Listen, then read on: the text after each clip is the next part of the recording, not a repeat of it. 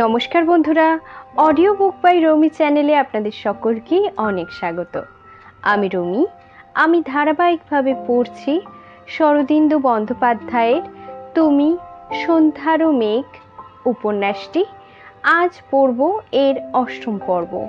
আমার গল্প পাঠ যদি আপনাদের ভালো লাগে তবে অবশ্যই আমার চ্যানেলটিকে সাবস্ক্রাইব করে আমার পাশে থাকবেন। আসুন তবে শুরু করি আজকের পর্ব, অষ্টম পর্ব, তুমি সন্ধ্যারও মেঘ উপন্যাসটির। রাজারা আসিতে আরম্ভ করিয়াছে, রেবার তীরে মেঘ পঞ্জবৎ পট্টা বাসগুলি পূর্ণ হইয়া উঠিয়াছে। কোনো রাজার সঙ্গে সহস্র পরিজন, কোনো রাজার সঙ্গে 2 সহস্র। অরক্ষিত অবস্থায় কেহই আসেন নাই। পরিজন যাহারা আসিয়াছে তাহাদের মনোভাব বরযাত্রীর মতন। দেহে নবীন বস্ত্র, নতুন মণ্ডল। তাহারা গুম্ফ শোণিত করিয়া নগরে ঘুরিয়া বেড়াইতেছে, মন্ডা মিঠাই খাইতেছে, তালুকি মাধুর ইক্ষু রস পান করিতেছে। মদবিহবলা নগর কামিনীদের সঙ্গে শ্লেষযুক্ত রসিকতা করিতেছে। গীত বাদ্য হট্টগোল নগরে হুলুস-তুলুস পড়িয়া গিয়াছে। ভারতবর্ষের স্বাধীন নরপতি সমস্ত মাণ্ডলিক প্রভৃতি মিলিয়া অনেক রাজা, মিত্র রাজারা সকলেই আমন্ত্রিত হইয়াছেন। ছোট রাজারা একটু আগে আগেই আসিতে আরম্ভ করিয়াছে। তন্মধ্যে উত্তর পশ্চিম হইতে আসিয়াছে মৎস্যরাজ, দক্ষিণ হইতে ভোজরাজ, কলিঙ্গ হইতে সভারূঢ় হইতেই আসিয়াছে 2 রাজপুত্র। 2-4 জন সামন্ত অন্তপালও উপস্থিত হইয়াছেন। বড় মাল্য লাভ যদি না ঘটে, এই সূত্রে আমোদ প্রমোদ, দেশ ভ্রমণ এগুলো তো হবে। রাজাদের জীবনে মৃগয়ার দূত এবং গ্রাম ধর্ম পালন ব্যতীত বৈচিত্র্যের যে আর কোনো অবসরই নেই। যা হোক, লক্ষ্মীকর্ণের পক্ষ হইতে সকলেই আদর আপ্যায়ন করা হইয়াছে। রাজপুরুষেরা অতিথিদের খাদ্য পানীয় এবং মন যোগাইতে গলদঘর্ম হইতেছেন। সেই সঙ্গে গুপ্তচরেরা আনাচে কানাচে ঘুরিয়া বেড়াইতেছে। কোন রাজার মনে কিরূপ দুর্বুদ্ধি আছে তাহা লক্ষ্য করিতেছে। মহারাজ লক্ষ্মীকর্ণ নিপুণ সারথীর মতন রশ্মি ধরিয়া সকলকে পরিচালিত করিতেছেন। কেবল একটি বিষয়ে মহারাজ লক্ষ্মীকর্ণের মনে সুখ নাই। স্বয়ংবর সভায় যে বিরাট প্রহসন রচনা করিয়া সারা ভারতবর্ষে অট্টহাস্যের ঢঙ্কানিনাদ তুলিবেন মনস্থ করিয়াছেন, তাহা মনের মতন হইতেছে না। শিল্পীটা অভিপ্রেত মূর্তি গড়িতে পারিতেছে না। গুপ্ত মন্থ গৃহে লক্ষ্মীকর্ণ শিল্পীকে ডাকিয়া ধমক দিতেছেন। প্রাতঃকালে গুপ্ত কক্ষে অন্য কেহ নাই, কেবল এক কোণে লম্বোদর অদৃশ্য হইয়া বসিয়া আছে। সে মহারাজের কর্ণে দৈনিক সংবাদ নিবেদন করিয়া আসিয়াছে। মহারাজ লক্ষ্মীকর্ণ শিল্পীকে বলিলেন, তুমি না একটা অপদার্থ। শিল্পী জড় হস্তে বলিল, মহারাজ, ও যাকে কখনো চোখে দেখিনি তার মূর্তি আমি কি করে গড়ব? সাধ্যমতো চেষ্টা করছি, 50টা মুখ গড়েছি। মহারাজ বলিলেন, কিছুই তো হয়নি, কেবল পণ্ডশ্রম। যাও, আবার চেষ্টা করো। অসহায় শিল্পী প্রস্থান করিলে অন্ধকার কোণ হইতে লম্বোদর মৃদু গলা ঝাড়া দিলেও, আয়ুষ্মান। লক্ষ্মীকর্ণের ইঙ্গিত পাইয়া সে গুটি গুটি কাছে আসিয়া যুক্ত করে বসিল। কোন প্রকার ভনিতা না করিয়া বলিল, আমার গৃহে যে অতিথি রহিয়াছে সে মূর্তি গড়তে জানে। লক্ষ্মীকর্ণ বিরক্ত স্বরে বলিলেন, মূর্তি গড়তে জানে এমন লোক অনেকই আছে। লম্ববর্ণ কহিল, এ পাটলিপুত্রের লোক, হয়তো মগধের যুবরাজকে সে দেখেছে। লক্ষ্মীকর্ণ এবার কিছুক্ষণ লম্বোদরের মুখের পানে প্রখর চক্ষে চাহিয়া রহিলেন। তাহার কথার মর্মার্থ বুঝিতে তাহার বিলম্ব হইল না। তিনি কটকটা নিজ মনেই বলিলেন, বটে, তাহলে হয়তো। লম্বোদর, তুমি চেষ্টা করো, যদি সে পারে তাকে আমার কাছে নিয়ে এসো। এখনো 10 দিন সময় আছে। লম্বোদর ঘরে ফিরিয়া চলিল। মধুকর যে ভালো মূর্তি গড়িতে পারে তাহা সে নিজে দেখে নাই, বেতসীর মুখে শুনিয়াছিল। শিল্পকলার প্রতি তাহার তিল মাত্র অনুরাগ ছিল না, তাই সে উদাসীন ছিল। শিল্পকলার রসস্বাদ করিবার সময় বা কোথায় তার। কিন্তু মধুকর পাটলিপুত্রের মানুষ, বিগ্রহ পালকে অবশ্যই দেখিয়াছে। সে যদি ভালো শিল্পী হয় নিশ্চয়ই বিগ্রহপালের মূর্তি করতে পারবে। গত রাত্রে বিগ্রহপালের মুখে যৌবনশ্রীর সংকল্পের কথা শুনিয়া অনঙ্গের মন খারাপ হইয়া গিয়াছিল। আজ প্রাতে ঘুম ভাঙিয়া উঠিয়াও মনে তিল মাত্র উন্নতি হয় নাই। এই স্ত্রী জাতিকে লইয়া কি যে করা যায়, ভগবান তাহাদের বুদ্ধি দেন নাই, ভালোই করিয়াছেন। স্ত্রী জাতির বুদ্ধির প্রয়োজন কি, সেই জন্য পুরুষ আছে। মেয়েরা গৃহস্থলী করিবে, পতিগত প্রাণা হইবে, সর্ব বিষয়ে ভার্তার অনুবর্তিনী হইবে, পূজার গৃহদীপ্তি হইয়া থাকিবে। মনু যথার্থই লিখিয়া গিয়েছেন। স্ত্রী জাতি বাল্যে পিতার বশ, যৌবনে স্বামীর এবং বার্ধক্যে পুত্রের। কিন্তু বর্তমান যুগে যুবতীরা মনুকে গ্রাহ্যই করে না। তাহারা ভাবে তাহাদের ভারী বুদ্ধি হইয়াছে। অবশ্য বান্দুলি সেরকম নয়, কিন্তু রাজকন্যার এ কি রূপ মতিগতি! এমন একটা অসম্ভব সংকল্প করিয়া বসিলেন। তিনি বিগ্রহপালকে হৃদয় সমর্পণ করিয়াছেন, অথচ তাহার এই ব্যবহার! এত চেষ্টা, এত কৌশল, বুড়া লক্ষ্মীকর্ণকে অঙ্গুষ্টি দেখাইবার এমন সুযোগ, সব ভ্রষ্ট হইয়া গেল। না, স্ত্রী জাতিকে বিশ্বাস নাই।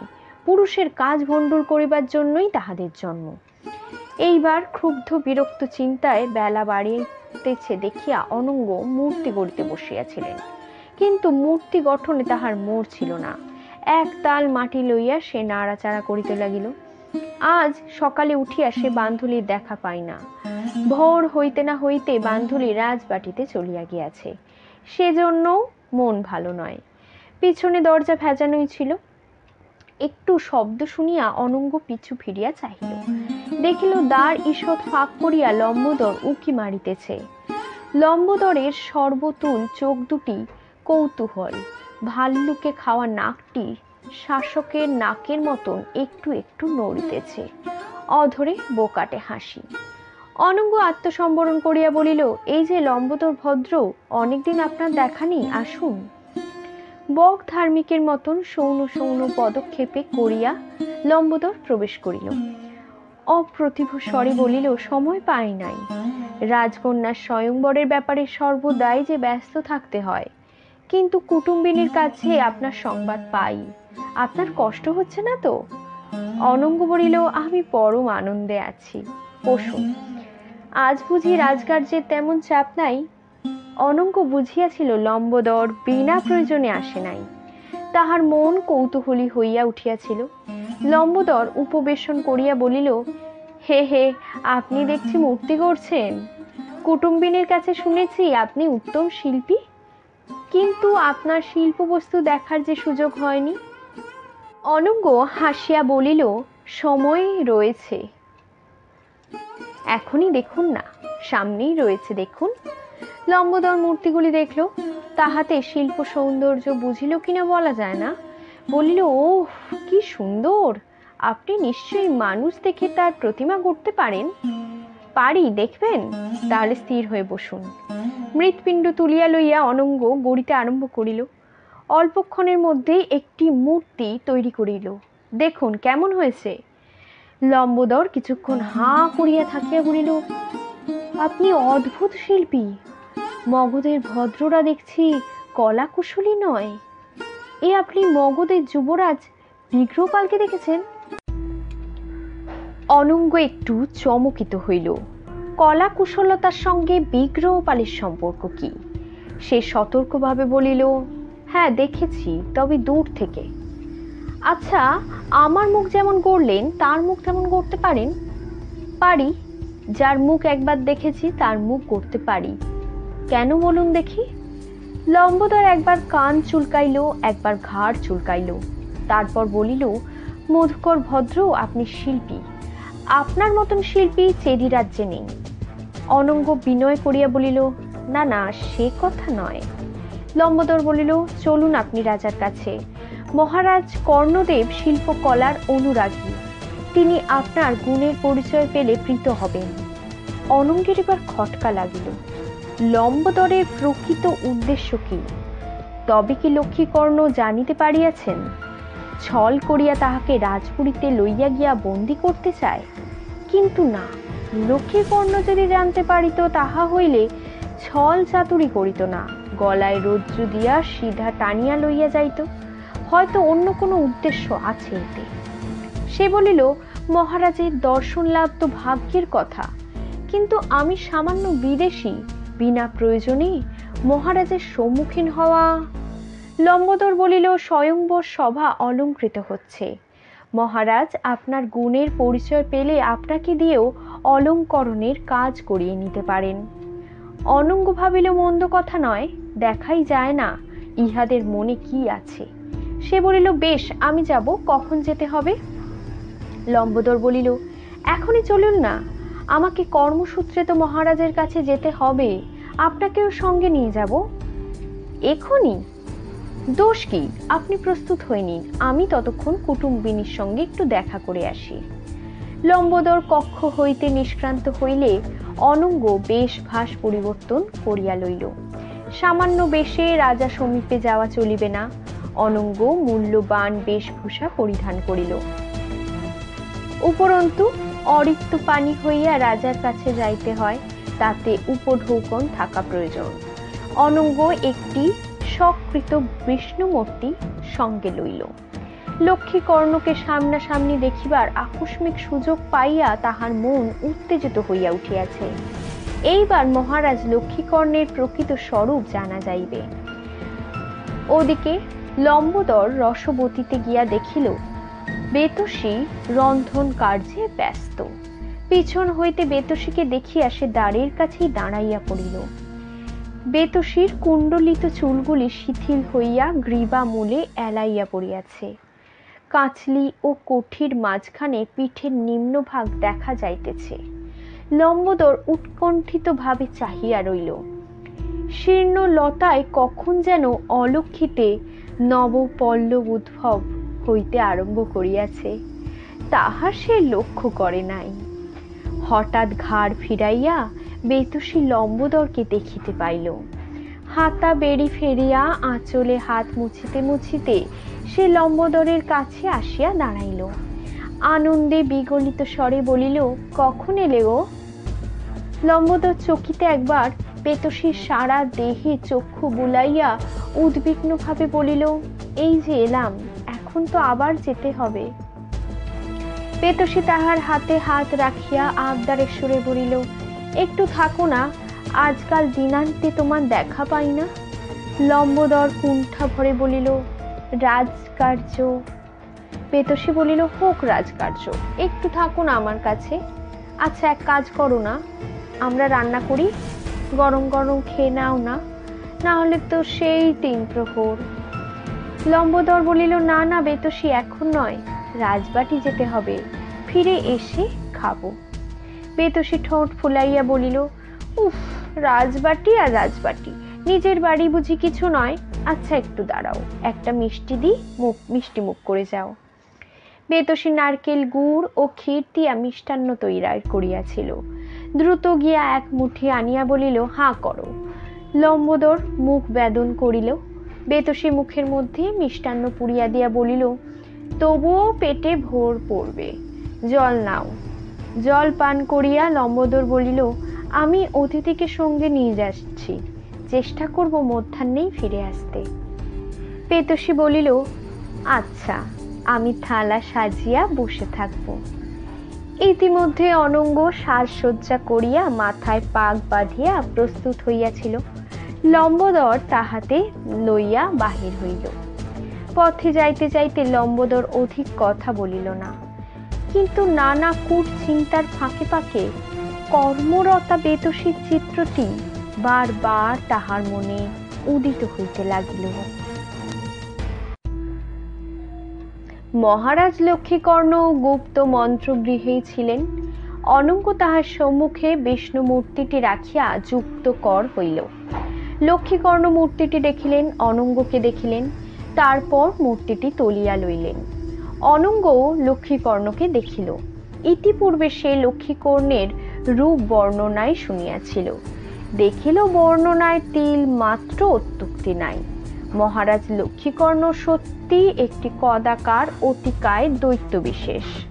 অতঃপর প্রশ্নোত্তর আরম্ভ হইল। লক্ষ্মীকর্ণ তীক্ষ্ণ দৃষ্টিতে অনঙ্গকে বিদ্ধ করিয়া বলিলেন, তুমি বিদেশী, তোমার নিবাস কোথায়? অনঙ্গ বলিল, আজ্ঞা, মগধের রাজধানী পাটলিপুত্রে। নাম কি? আজ্ঞা, নাম মধুকর সাধু। বৈশ্য? আজ্ঞা। পিতার নাম? অনঙ্গ প্রস্তুত ছিল, বলিল, আমার পিতা স্বর্গত, নাম ছিল সাধুকর সাধু। ত্রিপুরাতে কি জন্য এসেছ? স্বয়ংবর উপলক্ষে শিল্প সামগ্রী বিক্রয়ের উদ্দেশ্যে এসেছি। অন্য কোনো উদ্দেশ্য নেই। অন্য উদ্দেশ্য দেশ ভ্রমণ। লক্ষ্মীকর্ণ কিছুক্ষণ ভ্রু কুঞ্চিত করিয়া রহিলেন। তুমি পাটলিপুত্রের লোক, যুবরাজ বিগ্রহপালের সঙ্গে নিশ্চয়ই পরিচয় আছে? অনঙ্গ জিভ কাটিয়া বলিল, আজ্ঞে না না না, ছি, আমি সামান্য ব্যক্তি, রাজপুত্রের সঙ্গে পরিচয় নাই, তবে তাকে আমি অনেকবার দেখেছি। বিগ্রহপাল এখন কোথায় জানো? সম্ভবত উনি পাটলিপুত্রেই আছেন, তবে আমি জানি না। লক্ষ্মীকর্ণ গলার মধ্যে শব্দ করিলেন, বলিলেন, আমি সংবাদ পেয়েছি সে পাটলিপুত্রে নেই। যা হোক। লক্ষ্মীকর্ণ ক্ষণিক বাক সংবরণ করিয়া পুনশ্চ বলিলেন, তুমি পাটলিপুত্রের লোক হলেও তোমাকে সজ্জন বলেই তো মনে হচ্ছে। বিষ্ণুমূর্তিটি লইয়া নাড়াচাড়া করিতে করিতে বলিলেন, লম্বোদরের মুখে শুনিলাম তুমি ভালো শিল্পী, তোমার কাজ দেখেও তাই মনে হচ্ছে। তুমি দেখা মুখের প্রতিমা গড়তে পারো? আজ্ঞা, পারি, বলিয়া অনঙ্গ লম্বোদরের পানে চাহিল। লম্বোদর সবেগে মুন্ড আন্দোলন করিল। ভালো। মহারাজ কণ্ঠস্বর গাঢ় করিয়া বলিলেন, তোমাকে দিয়ে একটা গোপনীয় কাজ করাতে চাই, যদি করতে পারো পুরস্কার পাবে অনেক। হাত জোর করিয়া অনঙ্গ বলিল, আজ্ঞা করুন। মহারাজ ক্ষণকাল বিবেচনা করিয়া গাত্রোত্থান করিলেন। বলিলেন, তোমরা আমার সঙ্গে এবার এসো। কয়েকটি অলিন্দ পার হইয়া শিল্পশালার দ্বার। শিল্পশালা রাজভবনের অন্তর্গত হইলেও তাহার প্রবেশদ্বার স্বতন্ত্র। শালে শুলধারী দৈবারিক পাহারা দিতেছে। লক্ষ্মীকর্ণ সঙ্গীদের লইয়া প্রবেশ করিলেন। শিল্পশালার কক্ষটি সভাগৃহের ন্যায় বিস্তৃত। মাঝে মাঝে স্থূল স্তম্ভ ছাদকে ধরিয়া রাখিয়াছে। স্তম্ভের গায়েও শিল্পকর্ম, কিন্তু শোভা কিছু নাই। দুই চারিটা প্রাচীর চিত্র, দুই চারিটা প্রস্তর মূর্তি যত্রতত্র বিচ্ছিন্নভাবে দাঁড়াইয়াছে। যত্নের অভাবে ধুলো মলিন হইয়া পড়িয়াছে। লক্ষ্মীকর্ণের পূর্বপুরুষেরা শিল্পকলা রসিক ছিলেন, কিন্তু লক্ষ্মীকর্ণ ওসবের ধার ধারেন না। হঠাৎ দুষ্টু বুদ্ধি মস্তিষ্কে উদিত হওয়ায় শিল্পকলার দ্বার খুলিয়াছেন। শিল্পশালার মাঝখানে একটি স্তম্ভে ঠেস দিয়া হতাশ ভঙ্গিতে শিল্পী বসিয়া আছে। তাহার পাশে স্তূপীকৃত মূর্তি গড়িবার মৃত্তিকা, সম্মুখে অসংখ্য মৃন্ময় মুণ্ড, অদূরে একটি মুণ্ডহীন কবন্ধ। কবন্ধ মুণ্ডগুলি সবই প্রমাণ আকৃতির। রাজাকে দেখিয়া শিল্পী ত্রস্তে উঠিয়া দাঁড়াইল। রাজা তাহাকে বলিলেন, চন্দ্রনাথ, তুমি এখন গৃহে যাও। তোমার কাজ সম্বন্ধে কারোর সঙ্গে জল্পনা কিন্তু করবে না। যদি প্রয়োজন হয় তোমাকে আবার ডেকে পাঠাবো। শিল্পী চন্দ্রনাথ অনঙ্গের প্রতি বক্র কটাক্ষপাত করিল। তারপর যথা আজ্ঞা মহারাজ বলিয়া প্রস্থান করিল। তখন লক্ষ্মীকর্ণ অনঙ্গকে বলিলেন, মধুকর, এই মুণ্ডগুলা দেখে বলতে পারো বিগ্রহপালের সঙ্গে কোনো মুণ্ডের সাদৃশ্য আছে কিনা? লক্ষ্মীকর্ণ কোন পথে চলিয়াছেন তাহা অনঙ্গ এখনো বুঝিতে পারে নাই। মনের মধ্যে বিস্ময় লুকাইয়া সে মুণ্ডগুলি পরীক্ষা করিল। বলিল, না আর্য, সাদৃশ্য নাই। তুমি বিগ্রহপালের মুণ্ড গড়ে দেখাতে পারো? মোটামুটি গড়ে দেখাতে পারি, দেখাও। অনঙ্গ তখন মর্মর কুটুম্বের উপর উপবেশন করিল। মাথার পাগ খুলিয়া পাশে রাখিল। একতাল মাটি তুলিয়া দুই হাতে গড়িতে আরম্ভ করিল। রাজা তাহার পিছনে দাঁড়াইয়া দেখিতে লাগিল। বিগ্রহপাল মুখের গঠন করে অনঙ্গের পক্ষে কিছুই কঠিন কাজ ছিল না। চোখ মুদিয়াও সে গড়িতে পারে, কিন্তু সে তড়া করিল না। ধীরে ধীরে যেন স্মরণ করিতে করিতে গড়িতে লাগিল। অবশেষে অর্ধদণ্ড পরে মুণ্ডটি এক পিঠিকার উপর রাখিয়া বলিল, তাড়াতাড়িতে ভালো হলো না, তবু চিনতে বোধহয় কষ্ট হবে না। মুন্ড দেখিয়া লক্ষ্মীকর্ণের ব্যাঘ্র মুখে হাসি ফুটিল। হ্যাঁ, সেই মুখী তো বটে। তিনি অনঙ্গের স্কন্ধে তাবা রাখিয়া বলিলেন, তুমি যে উত্তম শিল্পী, তোমাকে আমি রাজশিল্পী করে রাখবো। দেখো, চন্দ্রনাথটা ঘোর অকর্মণ্য। এখন কি কাজ করতে হবে শোনো। লক্ষ্মীকর্ণ সংক্ষিপ্ত ভাষায় নিজ উদ্দেশ্য প্রকাশ করিল। শুনিতে শুনিতে অনঙ্গের মুখ ভাবলেশীন হইয়া গেল, কিন্তু মস্তিষ্কের মধ্যে বিদ্যুতের ন্যায় ক্রিয়া চলিতে লাগলো। হতভাগ্য বুড়ার এই উদ্দেশ্য! প্রকাশ্য স্বয়ংবর সভায় বিগ্রহপালকে অপদস্থ করতে চায়? ছি ছি ছি। লক্ষ্মীকর্ণ যতক্ষণে নিজের বক্তব্য শেষ করিলেন, ততক্ষণে অনঙ্গ নতুন ফন্দি বাহির করিয়াছে। দাঁড়াও বুড়া, এবার তোমার অস্ত্রে আমি তোমাকেই সংহার করিব। তুমি বিগ্রহপালের মুখে চুনকালি দিতে চাও, তোমার নিজের মুখে আমি চুনকালি পড়িবে দেখো। এতক্ষণে খুব পথ খুঁজিয়া পাইয়াছিলাম, এবার তোমায় দেখাচ্ছি মজা। যৌবনশ্রী স্বয়ংবর সভাতেই বিগ্রহপালের গলায় মালা দিবে। লক্ষ্মীকর্ণ প্রশ্ন করিলেন, কতদিন সময় লাগবে? অনঙ্গ যুক্ত করে বলিল, ভালো করে তৈরি করতেই কিছু সময় লাগবে মহারাজ। স্বয়ংবরের আগে তৈরি হওয়া চাই। তোমার যদি কোনো দ্রব্য প্রয়োজন হয় আমাকে জানিও। আজ্ঞা, আমার কিছু বেতস ও বাঁশের কঞ্চি চাই। এই যে মাটির কবন্ধ তৈরি হয়েছে বড় ভারী, আমি কঞ্চি ও বেতস দিয়ে দেহের কাঠামো তৈরি করব। এত লঘু হবে যে দুইজন লোক মূর্তিটাকে এখান থেকে স্বয়ংবরে অনায়াসেই নিয়ে যেতে পারবে। বেশ বেশ, তুমি যা চাও তাই পাবে। এবার কাজ আরম্ভ করে দাও। আমি মাঝে মাঝে এসে তোমার কাজ দেখে যাব। যতদিন তোমার কাজ শেষ না হয় ততদিন তুমি এখানেই থাকবে। স্বয়ংবরের আগের রাতে স্বয়ংবর সভায় মূর্তি প্রতিষ্ঠিত করে তারপরেই তোমার ছুটি। অনঙ্গ ত্রস্ত হইয়া বলিল, কিন্তু কিন্তু মহারাজ, তোমার প্রয়োজনীয় তৈজসপত্র সব লম্বোদর পৌঁছে দেবে। তুমি এখানেই পানাহার করবে। পাকশালা থেকে তোমার আহার্য আসবে। রাত্রে শয়নের জন্য শয্যা যাবে। যতদিন কাজ শেষ না হয় ততদিনই এই ব্যবস্থা। মহারাজ লম্বোদরকে লইয়া প্রস্থান করিলেন। দৈবারীকে বলিয়া গেলেন যে কোনো অবস্থাতেই যেন শিল্পী বাইরে যেতে না দেওয়া হয়। অনঙ্গ মাথায় হাত দিয়া বসিল। বাহির হইতে না পারিলে সে বিগ্রহপালের সহিত সংযোগ স্থাপন করিবে কিরূপে? লম্বোদর যখন গৃহে ফিরিল তখন তৃতীয় প্রহর আগত প্রায়। ইতিমধ্যে বান্ধুলি আসিয়াছিল। দুই ভগিনী রসবতীতে অন্ন ব্যঞ্জন সাজাইয়া অপেক্ষা করিতেছিল। লম্বোদর ও অতিথি ফিরিলে তাহাকে খাওয়াইয়া নিজেরাও খাইতে বসিবে। লম্বোদরকে দেখিয়া বেতসী বলিল, এতক্ষণে আসা হলো, নাও আর দেরি নয়, বসে পড়ো, সব জুড়িয়ে গেল। লম্বোদর হাত ধুইয়া পিঠিকায় বসিল। বেতসী তাহার সম্মুখে থালা ধরিয়া দিয়া বলিল, বান্ধুলি, তুই অতিথির খাবার দিয়ায় যা। লম্বোদর মুখে গ্রাস তুলিতেই যাইতেছিল, থামিয়া বলিল, দাঁড়াও, অতিথি আসেনি? বেতসী অবাক হইয়া বলিল, আসেনি? ও মা, কোথায় গেল তবে অতিথি? লম্বোদর খাদ্য চর্বণ করিতে করিতে নিরুদ্বেগ কণ্ঠে বলিল, রাজপুর।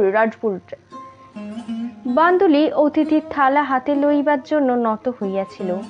সে অবস্থাতেই রইল। তাহার মুখে আশঙ্কার ছায়া পড়িল। সে শুনিয়াছিল অনঙ্গ লম্বোদরের সহিত বাহির হইয়াছে, কিন্তু ফিরিয়া আসিল না কেন? রাজবাড়িতে রহিল কিসের জন্য? বেতসী বলিল, রাজবাড়িতে কখন ফিরবে? লম্বোদর বলিল, এখন 2-4 দিন সেখানে সে থাকবে। বান্ধুলির বুক ছাদ করিয়া উঠিল। তবে কি রাজা জানিতে পারিয়াছে অনঙ্গকে ছলে রাজপুরীতে লইয়া কারাগারে পড়িয়াছে? বেতসী বলল, সে কি, রাজপুরীতে থাকবে কেন? লম্বোদর বলিল, রাজা তাকে দিয়া একটা কাজ করিয়ে নিতে চান। যতদিন কাজ শেষ না হয় ততদিন সে শিল্পশালাতেই থাকবে। ভাবনার কিছু নেই, খুব আরামেই থাকবে। রাজার পাকশালা থেকে খাবার আসবে। বেতসী আবার অবাক হইয়া বলিল, হ্যাঁ গা, কি এমন কাজ? একটা মূর্তি গড়তে হবে।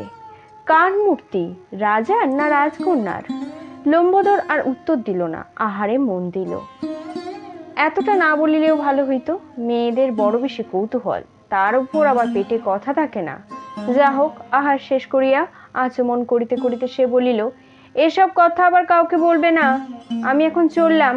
অতিথির কিছু তৈজসপত্র শিল্পশালায় পৌঁছে দিতে হবে। লম্বোদর প্রস্থান করিবার পর দুই ভগিনী আবার রসবতীতে ফিরিয়া আসিল। বেতসী বলিল, আয় রে, খেতে বসি। বান্ধুলি বলিল, দিদি। তাহার কণ্ঠস্বর শুনিয়া বেতসী চমকাইয়া তাহার পানে চাহিল। এতক্ষণ বান্ধুলির মুখের পানে তাহার নজর পড়ে নাই। এখন দেখিল বান্ধুলির মুখ যেন শুকিয়া শীর্ণ হইয়া গিয়াছে। বেতসী বলিল, কি রে? বান্ধুলি বলিল, আমি আমি রাজবাটিতে ফিরে যাই। বেশ তো, খেয়ে নে, তারপর যাস। না দিদি, না, আমি যাই। বেতসী বান্ধুলির কাছে আসিয়া দাঁড়াইল। বলিল, কি হয়েছে বল দেখি। উত্তর দিতে গিয়ে বান্ধুলি কাঁদিয়া ফেলিল। তারপর বেতসীকে জড়াইয়া ধরিয়া তাহার কাঁধে মুখ গুজিল। বেতসী বিস্ময়ের অবধি রহিল না। বান্ধুলি? বান্ধুলি গলার মধ্যে অস্পষ্ট স্বরে বলিল, বড় ভয় করছে দিদি। হঠাৎ বেসতির মস্তিষ্কের মধ্যে বিদ্যুৎ ঝৈকাল্লা উঠিল।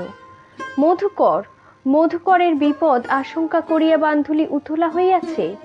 মধুকরকে সে মনে মনে। বেতসী বলিল, দেখি দেখি, মুখ তোল। বান্ধুলির অশ্রুপ্লাবিত মুখ তুলিল। বেতসী তাহার মুখ দেখিয়া মহা আনন্দে হাসিয়া উঠিল। তুই মধুকরকে? বান্ধুলির অশ্রুপ্লাবন আরো বাড়িয়া গেল। বেতসী তাহাকে আবার কণ্ঠ লগ্ন করিয়া বলিল, এই কথা? তা এত কান্না কিসের? শুনলি তো, রাজা মূর্তি গড়বার জন্য তাকে রাজপুরীতে রেখেছেন। এতে ভাবনার কি আছে শুনি? বেতসী সব কথা জানে না, সুতরাং তাহার ভাবনার কিছু না থাকিতেও পারে, কিন্তু বান্ধুলি নিশ্চিন্ত হইবে কি করিয়া?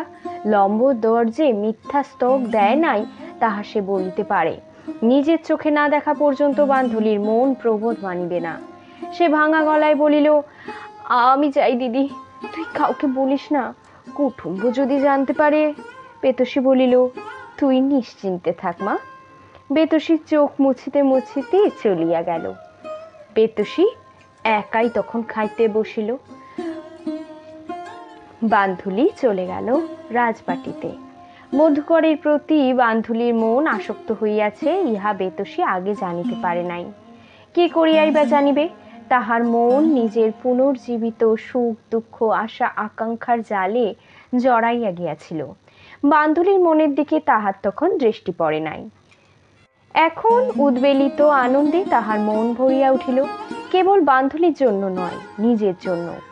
সংশয়ের দুষ্টু কীট তাহার বুকের মধ্যে বাসা বাঁধিয়াছিল।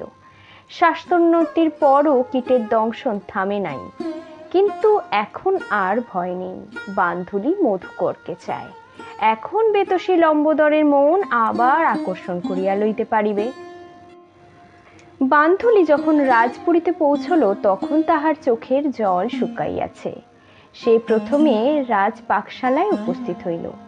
রাজপুরীর কাণ্ড অনঙ্গ খাইতে পাইয়াছে কিনা তাহা আগে জানা দরকার। রাজপুরীর বিশাল পাকশালা, 10-12টা আখা জ্বলিতেছে। রাজ পরিবারের আহার সমাধা হইলেও অসংখ্য পরিজনদের মধ্যাহ্ন ভোজন এখনো বাকি। এক পাল পাচক পাচিকা কলরব করিতেছে। পাকশালা কাক সমাকুল উচ্ছিষ্ট শানের ন্যায় মুখরিত। বান্ধুলিকে দেখিয়া কোলাহল একটু শান্ত হইল। বান্ধুলিকে রাজপুরীতে কে না চেনে? কনিষ্ঠা কুমার ভট্টারিকার সখী। বান্ধুলির প্রধান সুপকারের কাছে গিয়া বলিল, কৃষ্ণ, শিল্পশালায় খাওয়ার পাঠাতে হবে জানো। কৃষ্ণ স্থূলকায় বয়স্ক ব্যক্তি, ঘামার্ত দেহে রন্ধন পরিদর্শন করিতেছিল। সে বলিল, হ্যাঁ দিদি, শিল্পশালায় খাবার পাঠাতে হবে, খবর পেয়েছি। ও মারুতির মা, শিল্পশালার খাবার নিয়ে যেতে হবে বলেছিলাম, তার কি হলো গো? মারুতির মা প্রৌঢ়া বিধবা, অদূরে বসিয়া লোহার উতুখলে কচি আম কুটিয়া কাশমর্দ তৈরির ব্যবস্থা করিতেছিল। বলিল, এই যে বাছা, এই কাজটা সেরে তবে তো অন্য কাজে হাত দেবো, এটা হলেই দিয়ে আসবো। বান্ধুলি কৃষ্ণকে বলিল, আমার হাতে দাও, আমি দিয়ে আসছি। কৃষ্ণ বলিল, তুমি দিয়ে আসবে দিদি? তাহলে তো আর কথাই নেই, এই যে আমি খাবার এক্ষুনি সাজিয়ে দিচ্ছি। কৃষ্ণ বুঝিয়াছিল রাজকন্যার সখী নিজের হাতে যাওয়ার খাওয়ার লইয়া যাইতে চায়, সে সামান্য লোক নয়। কৃষ্ণ প্রকাণ্ড থালায় উৎকৃষ্ট অন্ন ব্যঞ্জন সাজাইয়া বান্ধুলির হাতে দিল। বান্ধুলি থালি লইয়া শিল্পশালার দিকে চলিল। দেখিল শিল্পশালার দ্বারে অস্ত্রাধারী দৈবারিক দাঁড়াইয়া আছে। তাহার বুক তখন দুরু দুরু করিয়া উঠিল। দৈবারিকও বান্ধুলিকে চিনিত। বলিল, শিল্পীর জন্য খাবার এনেছ? বান্ধুলি বলিল, হ্যাঁ। লম্বোদর ভদ্র কি এসেছিলেন? দৈবারিক বলিল, হ্যাঁ, শিল্পীর তৈজসপত্র রেখে গেছেন। যাও যাও, ভেতরে যাও। যাক, লম্বোদরের সঙ্গে এখানে সাক্ষাৎকার ঘটিবার সম্ভাবনা নাই। বান্ধুলি সাহস করিয়া শিল্পশালায় প্রবেশ করিল। বিশাল কক্ষের এক কোণে শয্যা পাতিয়া অনঙ্গ অত্যন্ত বিমর্ষভাবে বসিয়া আছে। বান্ধুলিকে দেখিয়া সে এক লাফে উঠিয়া দাঁড়াইল এবং হাতছানি দিয়া তাহাকে কাছে ডাকিল। বান্ধুলি যখন তাহার কাছে গিয়া দাঁড়াইল, তখন তাহার চোখে আবার জল আসিয়া পড়িয়াছে। অনঙ্গ কিন্তু আনন্দের আবেগে আরেকটু হলেই তাহাকে আলিঙ্গন করিয়া ফেলিত। যথাসময় আত্মসংবরণ করিয়া বলিল, বান্ধুলি, তুমি? বান্ধুলি শয্যার পাশে থালা নামাইয়া বলিল, আগে খেতে বসো, খুব পেট জ্বলছে তো। পেট? হ্যাঁ, তা জ্বলছে বটে। অনঙ্গ সংযতভাবে খাইতে বসিল। মধ্যাহ্ন ভোজনের সময় যে উত্তীর্ণ হইয়া গিয়াছে, তাহা সে নানান দুশ্চিন্তায় ভুলিয়াই গিয়াছিল। বান্ধুলি হর্ষ কণ্ঠে বলিল, বাড়ি গিয়ে শুনলাম তুমি কুটুম্বের সঙ্গে বেরিয়েছ, তারপর কুটুম্ব ফিরে এলেন, তুমি এলে না। কুটুম্ব বললেন রাজা তোমাকে শিল্পশালায় আটকে রেখেছেন, তাই আমি ধন্য। কিছুক্ষণ নীরবে আহার করিয়া অনঙ্গ মুখ তুলিল। তুমি খেয়েছ? বান্ধুলি হেঁট মাথা নাড়িল। অনঙ্গ তখন পাতা হইতে এক খণ্ড ভর্জিত মৎস্যখণ্ড লইয়া বান্ধুলির মুখের কাছে ধরিল, বলল, খাও। বান্ধুলি সলজ্জে ঘাড় ফিরিয়াই বলিল, যা। অনঙ্গ মৎস্যখণ্ডটি তাহার মুখের কাছে ধরিয়াই রাখিল। বলল, এক পাতে না খেলে কিন্তু বউ হওয়া যায় না। বান্ধুলি ক্ষণেক দ্বিধা করিল, তারপর মুখ ফিরাইয়া মৎস্যখণ্ডে একটু কামড় দিয়া মুখ বুঝিল। অনঙ্গ আর পীড়াপিড়ি করিল না। বাকি মৎস্যখণ্ড নিজের মুখে পুড়িয়া চিবাইতে লাগিল এবং বান্ধুলির পানে আর চোখে চাহিয়া মৃদু মৃদু হাসিতে লাগিল। বান্ধুলির মুখ আকণ্ঠ রাঙা হইয়া উঠিল। কিছুক্ষণ পরে অনঙ্গ সতর্কভাবে ঘাড় তুলিয়া দ্বারের দিকে চাহিল। দ্বার এখান হইতে অনেকটা দূরে। দৈবারিকও এক কোণে, তাও সেখানে দেখা যাচ্ছে না তাহাকে। তাহাকে কথা কেহ শুনিতে পাইবে এ বিষয়ে নিশ্চিন্ত হইয়া অনঙ্গ গলা নামাইয়া বলিল, বান্ধুলি, তোমাকে আমি সব কথা এখনো বলিনি, কিন্তু তুমি বুদ্ধিমতী, যা বলিল তা নিশ্চয়ই অনুমান করে নিয়েছ। আমি এক নতুন ফন্দি বার করেছি। দেবী যৌবনশ্রী যে প্রতিবন্ধক সৃষ্টি করেছেন, তাকে সরাবার কৌশল সম্ভাবনা আমি উদ্ভাবন করেছি। এখন যা বলছি মন দিয়ে শোনো। বীরশ্রী ও যৌবনশ্রী ছাড়া এ কথা আর কাউকে বলবে না। আর কেউ যদি জানতে পারে, মনে রেখো সর্বনাশ হয়ে যাবে। মহারাজ লক্ষ্মীকর্ণ আমাদের সবাইকে কুচ কুচ করে কেটে ফেলবেন। বান্ধুলি কম্প বৃক্ষে শঙ্কা হর্ষ উত্তেজনা লইয়া শুনিল। অনঙ্গ বক্তব্য শেষ করিয়া বলিল, তুমি এবার যাও, অনেকক্ষণ আছো, প্রহরীটা এবার সন্দেহ করবে। সন্ধ্যের পর আবার আমি তোমার খাবার নিয়ে আসবো কিন্তু, বলে বান্ধুলি চলিয়া গেল। অনঙ্গ হাসিল, বলল, এসো। শূন্য ভোজন পাত্র লইয়া বান্ধবী পিছু ফিরিয়া চাহিতে চাহিতে চলিয়া গেল। অনঙ্গ বসিয়া ভাবিতে লাগিল, তাহার জীবনে অভাবিত পরিবর্তন ঘটিয়াছেই বটে, কিন্তু বান্ধুলির সহিত বিচ্ছেদ ঘটে নাই। তাহাদের প্রণয় কুঞ্জ স্থানান্তরিত হয়েছে মাত্র। না, বান্ধুলিকে লইয়া আমাকে পালাইতেই হবে, না হলে জীবনী যে বৃথা। সে উঠিয়া গিয়া কাদা মাটি লইয়া এবার কাজ আরম্ভ করিয়া দিল। বিগ্রহপালের মন লণ্ডভণ্ড হইয়া গিয়াছিল। বণিকের তারুণী ৭ সাগর পাড়ি দিয়া শেষে নিজ ঘাটের কাছে আসিয়াই ডুবিবার উপক্রম করিতেছে। অমৃতের পূর্ণ পাত্র অধরের কাছে আসিয়া খসিয়া পড়িতেছে। এখন কি করা যায়? বিগ্রহপাল প্রথম দর্শনে যৌবনশ্রীর প্রতি আসক্ত হইয়াছিল। তারপর যৌবনশ্রীও কোমল মধুর প্রকৃতির পরিচয় পাইয়া প্রীতির রসে তাহার হৃদয় পূর্ণ হইয়াছিল। কিন্তু এতখানি চরিত্রের দৃঢ়তা যৌবনশ্রীর যে আছে তাহা তিনি কল্পনাও করেন নাই। এই দৃঢ়তার ফলে বিগ্রহপালের সমস্ত পরিকল্পনা বিপর্যস্ত হইয়াছে, সন্দেহ নাই।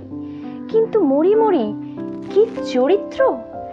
এমন চরিত্র না হলে মগধের পট্টমহিষী হইবার যোগ্যতা আর কাহারও আছে? বিগ্রহপাল এতদিন যৌবনশ্রীকে শুধুই ভালোবাসিয়াছিল, এখন শ্রদ্ধা সংভ্রমে তাহার অন্তর পূর্ণ হইয়া উঠিল। যৌবনশ্রীর মতো নারীকে পত্নী রূপে না পাইলে জীবন মরুভূমি। কিন্তু কি উপায় তাহাকে পাওয়া যায়? বিগ্রহপাল নিজে কোনো পন্থা আবিষ্কার করিতেই পারেন নাই। অনঙ্গ পরিস্থিতির কথা শুনিয়াছে, কিন্তু কোনো কথা না বলিয়া চলিয়া গিয়াছিল। রন্তিদেব শুনিয়াছেন, কিন্তু বিমর্ষ ভাবে মস্তক আন্দোলন করিয়া গ্রহের ফের বলা ছাড়া আর কিছুই বলিতে পারেন নাই। রাত্রে বিগ্রহপালের ভালো নিদ্রা হয় নাই। প্রভাতে উঠিয়া তিনি বিক্ষিপ্ত চিত্তে শয়ন কক্ষে পদচারণা করিলেন। মহারাজ লক্ষ্মীকর্ণের কথা যতবার মনে আসিল ততবার ক্রোধে তাহার সর্বাঙ্গ জ্বলিয়া উঠিল। ওই হতভাগা বুড়োই যত নষ্টের গড়া! ও যদি বাক্যদান করিয়া বাক্যভঙ্গ না করিত তাহা হইলে কোনো গণ্ডগোলই হইত না। নষ্ট বুদ্ধির একটা লোক, মর্কট কথাকারের, অনার্য বর্বর পিশুন। ভাবি শ্বশুরের উদ্দেশ্যে কুবাক্য প্রয়োগ করিয়াও কোনো ফল হইল না। মাথায় বুদ্ধি আসিল না, বেড়া বাড়িতেই লাগিল। রন্তিদেব প্রবোধ দিবার চেষ্টা করিলেন, কিন্তু বিগ্রহপালের মন প্রবোধ আর মানিল না। অনঙ্গও আসিল না। সে কোথায় গেল? বোধ হয় বান্ধুলিকে লইয়াই মত্ত হইয়াছে, না হলে এতক্ষণে একটা ফন্দি বাহির করিতে পারত। বিগ্রহপাল ক্রুদ্ধ হইয়া ভাবিল, হায় রে, আপৎকালে অতি বড় বন্ধুব ত্যাগ করে। দ্বিপ্রহর নামা মাত্র আহার করিয়া বিগ্রহপাল শয্যায় শয়ন করিলেন। ভাবিতে ভাবিতে হঠাৎ তাহার মনে পড়িয়া গেল অগ্নিকন্দুক। তিনি দ্রুত শয্যায় উঠিয়া বসিলেন। ত্রিপুরীতে পদার্পণ করিবার পর হইতে তিনি অগ্নিকুণ্ডকের কথা সম্পূর্ণ বিস্মিত হইয়াছিলেন। বিনা যুদ্ধে শত্রুকে জয় করিবার পর অস্ত্রশস্ত্রের কথা তো মনে রাখে না, কিন্তু এখন আবার বিপাকে পড়িলে এই পরম অস্ত্রটির কথা মনে পড়িয়া গেল তার। বিগ্রহপাল উঠিয়া পেটরা খুলিলেন। পেটরার তলদেশে বস্ত্রাবরণের মধ্যে অগ্নিকন্দুকটি রহিয়াছিল। পলাণ্ডু কন্দেকের ন্যায় আকৃতি। অজ্ঞ ব্যক্তি দেখিলে ভাবিতেও পারিবে না উহার মধ্যে অমিত শক্তি সংহত আছে, কিন্তু বিগ্রহপাল সচক্ষে ইহার তেজ দেখিয়াছেন। তিনি অনেকক্ষণ কুন্দকটি হাতে লইয়া নিরীক্ষণ করিলেন। তারপর আবার পেটরার মধ্যে সযত্নে রাখিয়া দিতে দিতে মনে মনে বলিলেন, দ্বিধা পথে যদি যৌবনশ্রীকে না পাই তাহলে স্বয়ংবর সভা ছাড়খাড় করিয়া দিব। সন্ধ্যার পর বিগ্রহপাল নদী তীরে গেলেন। রাজপুরীর পশ্চাতেই চাঁদের আলোয় বীরশ্রী ও যৌবনশ্রী দাঁড়াইয়া আছে। বিগ্রহপাল প্রথমেই গিয়া বীরশ্রীর হাত ধরিলেন। দেবী, এ কি হলো? এবার কি উপায় হবে? বীরশ্রী হাসিয়া বলিলেন, উপায় হয়েছে। বিগ্রহপাল উত্তেজিত ভাবে দুই ভগিনীর মুখ পর্যায়ক্রমে নিরীক্ষণ করিলেন। উপায় হয়েছে? হয়েছে। অনঙ্গ ভদ্র সব উপায় বার করেছে। অনঙ্গ? সে কোথায়? তাকে কোথায় পেলেন? সব বলছি, অস্থির হইও না। এসো এসো, ঘাসের উপর বসি। তিনজন সাপদস্তরণের উপর বসিল। মধ্যে বিগ্রহ, দুই পাশে দুই ভগিনী। বীরশ্রী বান্ধুলির মুখে যা শুনিয়াছিল সমস্তই বলিলেন। শুনিয়া বিগ্রহপাল কখনো ক্ষুব্ধ হইলেন, কখনো কৌতুকে হাসলেন। ভাবি শ্বশুর মশাইয়ের প্রতি যে ক্রোধ হইল তাহা তরল হাস্যরসে ভাসিয়াই গেল। অনঙ্গের প্রতি মনে মনে যে অবিচার করিয়াছিল সেই জন্য লজ্জিত হইলেন। তারপর যৌবনশ্রীর কানের কাছে মুখ লইয়া গিয়া বলিলেন, এবার হয়েছে তো? বানরের গলায় মালা দিতে কি আপত্তি আছে? যৌবনশ্রী মাথা নাড়িয়া স্মিত মুখে নীরব রইলেন। বীরশ্রী বলিলেন, যার যেমন পছন্দ। সেই রাত্রে চন্দ্রাস্ত পর্যন্ত আলাপ আলোচনা হইল। অনন্তর বিগ্রহপাল যখন নদী তীর হইতে ফিরিয়া চলিলেন, তখন তাহার মন অনেকটাই শান্ত হইয়াছে। অনঙ্গ মন্দ ফন্দি বাহির করেন নাই। যৌবনশ্রীকে চুরি করিয়া লইয়া যাওয়ার অপেক্ষাকৃত সহজ ছিল বটে, কিন্তু এই নতুন কৌশল আরো চমকপ্রদ, আরো নাটকীয়। সারা ভারতবর্ষে সারা পড়িয়া যাইবে, মুখে মুখে গল্প রচিত হইবে। লক্ষ্মীকর্ণ যেমন মগধকে হাস্যস্পাদ করিবার চেষ্টা করিয়াছে, তেমনি নিজে হাস্যস্পাদে পরিণত হইবে। পাল বংশের গৌরব আরো বৃদ্ধি পাইবে। আকাশের চাঁদ স্বয়ংবরের দিন লক্ষ্য করিয়া ক্রমশ পূর্ণ হইয়া উঠিতেছে। সেদিন আবার বসন্ত পূর্ণিমা, হোলিকা, রং ও কুমকুমের খেলা। স্বয়ংবরের দিন যত অগ্রসর হইয়া আসিতেছে, ততই বড় বড় রাজারা আসিতেছেন। কেহ গজপৃষ্ঠে, কেহ অশ্বপৃষ্ঠে, কেহ চতুর্দলায়। বড় রাজাদের মধ্যে আছেন উৎকলরাজ, অন্ধ্ররাজ এবং সর্বোপরি কর্ণাটকের মহাপরাক্রান্ত বিক্রমাদিত্য। কর্ণাটকের বিক্রমাদিত্য বয়সে 50-এর ঊর্ধ্বে হইলেও তদ্যপি যুবরাজ। অতি বৃদ্ধ পিতা এখনো সিংহাসনে আসীন, তাই তিনি যুবরাজ অবস্থাতেই বিক্রমাদিত্য উপাধি লাভ করিয়াছেন। অতিশয় দুর্দম বীর, অনেকগুলি মহিষীর স্বামী। কিন্তু লক্ষ্মীকর্ণের নিকট গোপন ইঙ্গিত পাইয়া স্বয়ংবর সভায় আসিয়াছেন। মহারাজ লক্ষ্মীকর্ণের ব্যস্ততা প্রত্যেক নতুন রাজার আগমনের সঙ্গে সঙ্গে বাড়িয়া যাইতেছে। তিনি দিবা ভাগে অক্লান্ত দেহে অতিথি সৎকার করিতেছেন এবং রাত্রিকালে অপর্যাপ্ত মদিরা সেবন করে ও ময়ূর মাংস ভক্ষণ করিয়া নিদ্রা যাইতেছেন। তবুও শিল্পকর্মের কথা তিনি বিস্মিত হন নাই। অবকাশ পাইলেই চট করিয়া গিয়া অনঙ্গের কাজকর্ম পরিদর্শন করিয়া আসিতেছে। অনঙ্গের শিল্পকর্ম সৌন সৌন অগ্রসর হইতেছে। সে ইচ্ছা করিয়াই মন্থর হস্তে কাজ করিতেছিল। শীঘ্র কাজ শেষ করলেও স্বয়ংবরের আগে ছাড়া পাওয়া যাইবে না। তারা কিসের? বান্ধুলির সহিত প্রত্যহ সাক্ষাৎ হইতেছে। বান্ধুলি বিগ্রহের সংবাদ আনিয়া দিতেছে। সমস্তই প্রস্তুত, এখন স্বয়ংবরে শুভ লগ্ন উপস্থিত হইলেই হয়। অনঙ্গ বাঁশের চঞ্চারি দিয়া একটা বৃহৎ খাঁচা তৈরি করিয়াছেন। ইহা মূর্তির নিম্নাঙ্গ। খাঁচার অর্ধভাগ শূন্য, শুধু চারপাশে ঘন কঞ্চির বেড়া, তাহার উপর মৃত্তিকার লঘু প্রলেপ। এই নিম্নাঙ্গ দেখিলে মনে হয় মূর্তি উচ্চ আসনের উপর উপবিষ্ট রহিয়াছে। মূর্তির ঊর্ধ্বাঙ্গ ও হস্তদ্বয় বেত্র দিয়ে নির্মিত হইয়াছে। অঙ্গে রঞ্জিত পট্টতন্তুর বড় বড় নোম। এখনো স্কন্দের উপর মুন্ডু বসে নাই।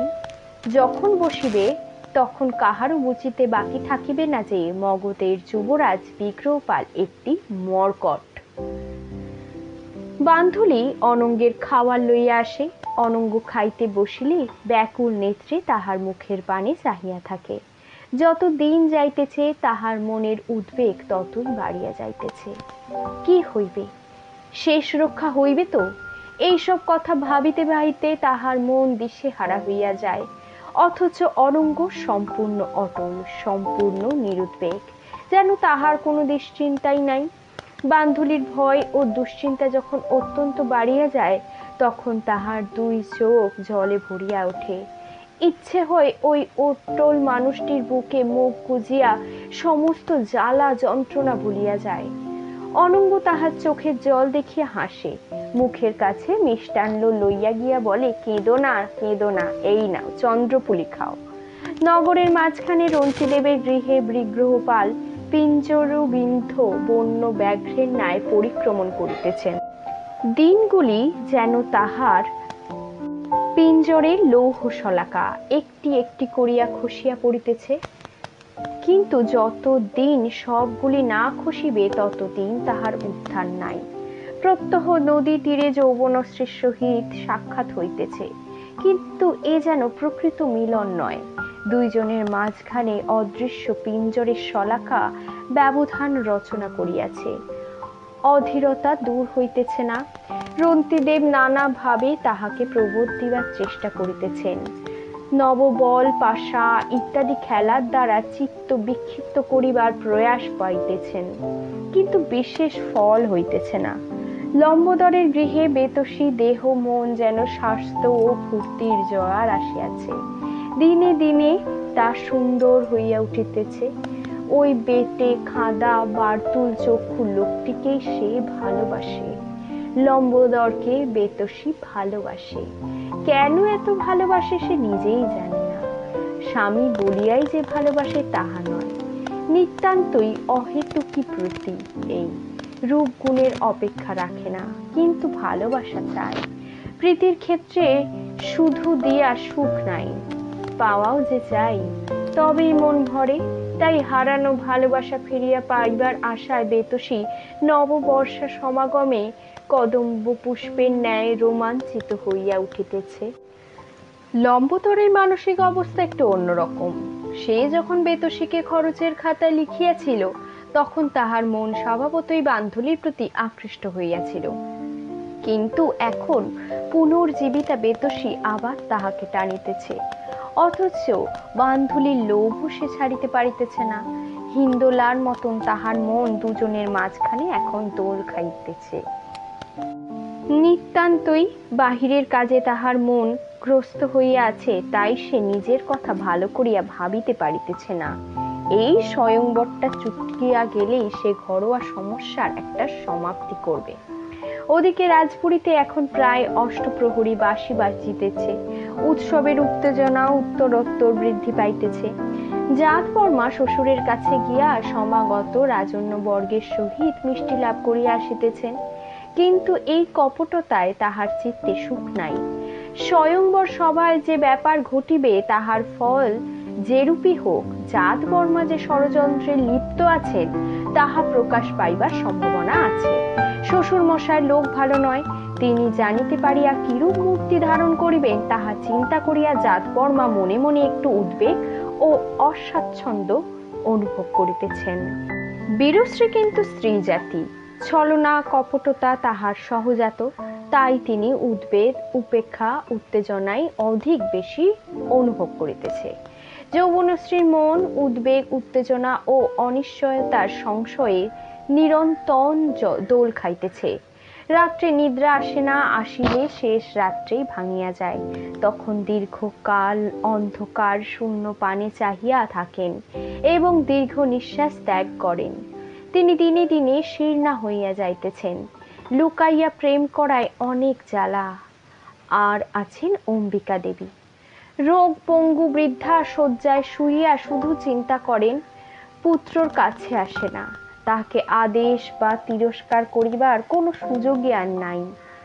অম্বিকা দেবী মনে মনে ঘুমরিয়া আগ্নেয়গিরির গর্ভ গহ্বরের ন্যায় তপ্ত হইয়া থাকেন।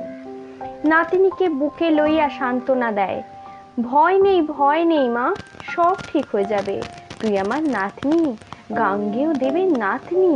তোকে জোর করে বিয়ে দেবে এমন সাধ্য তোর বাপের নেই, বুঝলি? যদি তা করে আমি দেশ শুদ্ধ লোককে না খেপিয়ে দেবো, প্রজারা ডিম্ব করবে। যৌবনশ্রী মনে মনে ভাবেন, আমার প্রিয়তমাকে যদি না পাই, প্রজারা ডিম্ব করিলে কি লাভ হইবে তখন? এইভাবে দিবারাত্র কাটিতেছে। রাজপুরী অন্য সকলে আনন্দে মগ্ন। কেবল যে চারিজন গুরু তত্ত্ব জানেন, তাহাদের মনে আশঙ্কার ছায়া। প্রদীপের নিচে অন্ধকার। শেষ হলো তুমি সন্ধ্যার মেঘ উপন্যাসটির ৮ম পর্ব। খুব তাড়াতাড়ি আসছি পরের পর্বগুলি নিয়ে। ততদিন ভালো থাকবেন, সুস্থ থাকবেন, সবাইকে ভালো রাখবেন। আজ তবে চলি, টাটা।